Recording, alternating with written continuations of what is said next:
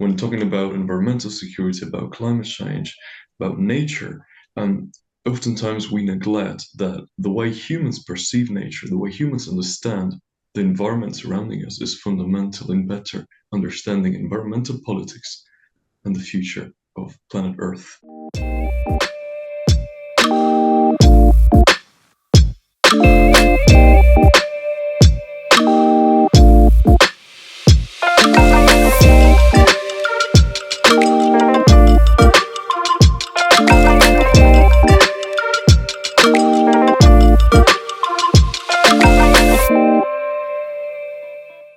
Good evening, everyone. Here's Davide Gobbicchi from Rethinking Climate.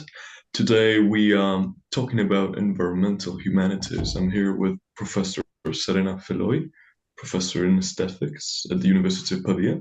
Nice to meet you, Professor. Nice to meet you, and thank you for your invitation. I would like, first of all, to start by asking you, when talking about environment and nature, what do we actually mean with nature and environment? How would we have to define it? Yes, thank you for your question. And approaching environmental issues from a humanistic perspective means exactly, among other things, not taking the words we use for granted. And so I think that it's very important to start with a definition or maybe a redefinition of the terms we use in environmental studies. And this is what we are trying to do with a group of colleagues at the University of Pavia, where we have a research group exactly in environmental humanities. And our idea is to combine different knowledges, always in the humanities, but from philosophy to visual studies to history, for a better definition of the lexicon we use in environmental humanities. And of course, we have to start with a redefinition of the word environment itself. So if we look at the ordinary use of the language, we have to consider that the term environment is also used in very different ways. So not only with reference to nature, of course, we immediately think of environmental issues, but we also refer to multimedia environments that are strongly connected to the use of technology, or we use also the term environment to give an evaluative or emotional connotation. For example, we say a bad environment. And then also we can consider the different languages, not only English, but also Umwelt in German or ambience in Latin. And so we discover that the environment is what surrounds us. So it's not necessarily the natural environment, but all surrounds us.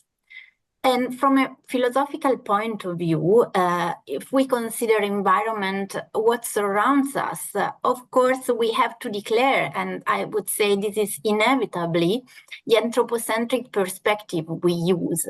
So the environment is what is around us.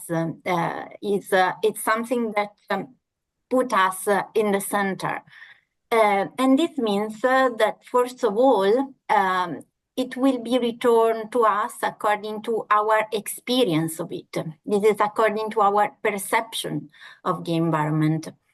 And the discipline I teach, so aesthetics, places at the center the idea that our perception is also emotionally connoted. And so if we decline this reflection on the environment, as the environmental aesthetics proposes to do, is interesting and, in my opinion, also very promising if we want to bring the environment back to our ordinary experience.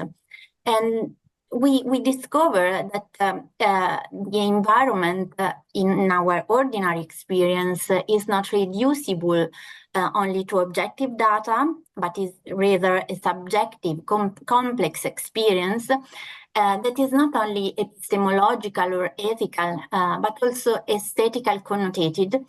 I mean that is an emotional experience that we have of what is around us. And similarly, we can ask ourselves what we mean when we speak of nature. And in this sense, Goethe wrote at the end of the 18th century that nature as a system does not exist. Of course, he did not mean that we should deny the existence of what lies outside us by advocating a naive skepticism. He meant to draw attention to the fact that nature is a concept. So it's something we apply to what lies outside us with an ordering intent. So nature, in this perspective, is inevitably invested by our projection. It is a concept that we use, and I think that we should always bear this in mind. So on one hand, in order to remind ourselves that the very moment we call nature what lies outside us, we are inevitably appropriating, even only linguistically it. And secondly, on the basis of this awareness, of the awareness that nature is a concept, we should take constantly care not to humanize nature, to respect it in its otherness from us. When talking about nature, when talking about climate change and environmental security, we always hear about possible, let's say, deadlines to implement certain policies, or how the world will look like by 2050, how climate change will look like by 2030. So time always plays a big role within environmental security. This leads us to the same question. How we understand nature, how we perceive nature is important, but perhaps also how we perceive and understand time. This is a very difficult question, of course, and in this perspective of studies, so in the perspective of environmental humanities, the notion of time naturally becomes central. And one thing, for example, of historical studies on nature or research investigating the term physis in antiquity, or even in an historical philosophical investigation on different attitudes towards environmental issues. Of course, I won't go into how the concept of history itself is necessarily humanizing nature, but we can think about the kind of appropriation we make the very moment we speak, for example, of a natural history. We can think of the notion of natural history museums, that is a profound attempt on the part of mankind from a certain age onwards to place an order, even a temporal order on nature. I think that we can a little bit pay attention to a little change that we are seeing. So until a few decades ago, the focus was mainly on the past of nature. And it seems that in recent years, in the last years, it has become increasingly urgent to talk about the future of nature. There is much talk, for example, in ethics on the rights of future generations. One must always remember that from a humanistic studies perspective, it is a matter of taking the perception of time in a subjective sense. So if we are reflecting on the future of nature, we have also to ask how do we perceive the future of nature? How do we perceive the future in relation to nature? And again, is it possible to think of future scenarios regarding the environment? So if we frame the time, the concept of time in relationship with the perception of times in these terms, it is obviously a very complex issue, philosophically speaking, and it becomes clear that the perception of time can also be understood aesthetically, I mean emotionally. So I ask myself, what is our experience of the future today? How do we experience the future today? And how can our imagining the future regulate, even actively, our present experience on the natural environment? So these are very difficult questions that I ask myself, and of course, in the frame of my discipline, aesthetics. And of course, I think that emotion in our perception of times could be very interesting and important.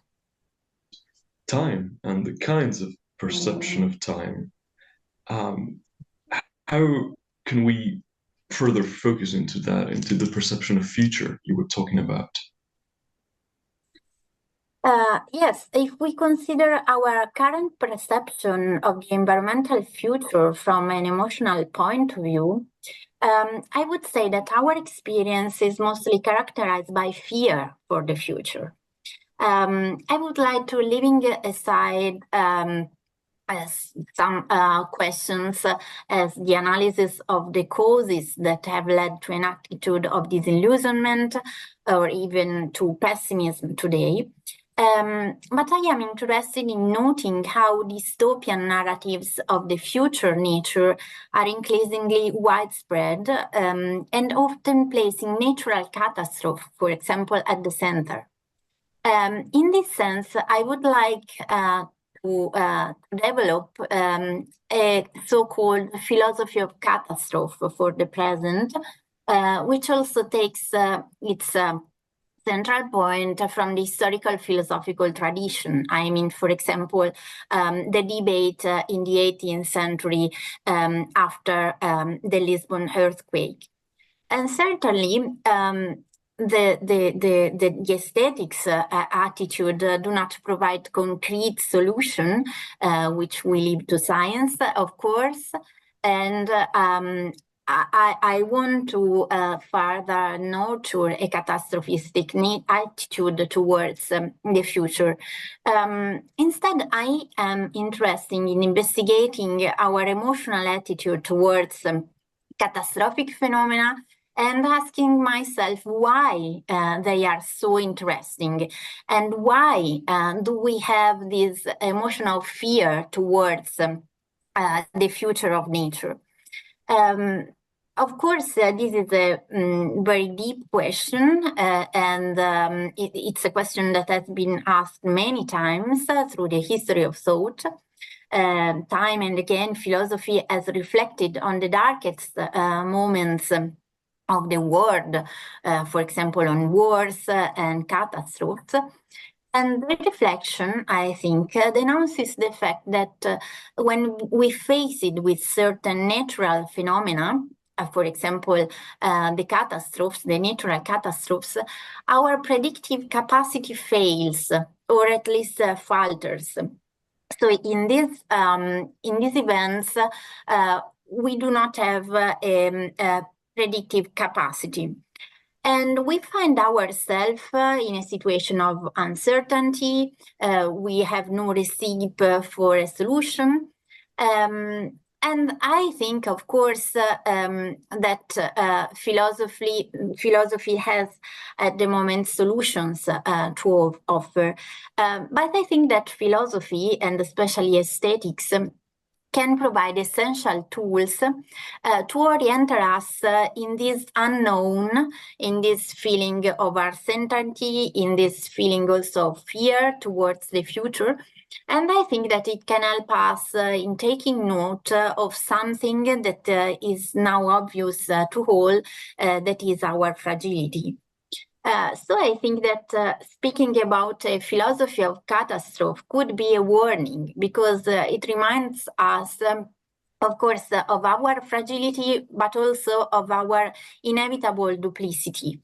That is that we are reason, but we are also nature. So we have the capacity to think and to extend our thinking to infinity, but we are also a fragile body subjected to the laws of nature.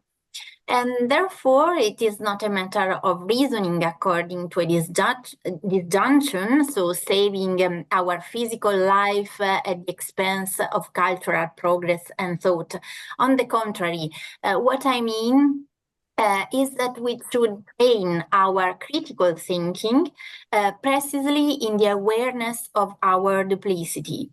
And training our critical thinking can mean becoming aware of our fragility.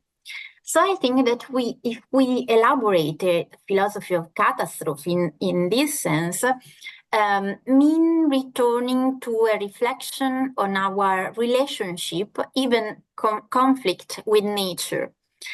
So nature is other than us. It can be threatening, catastrophic, unpredictable, also unknown.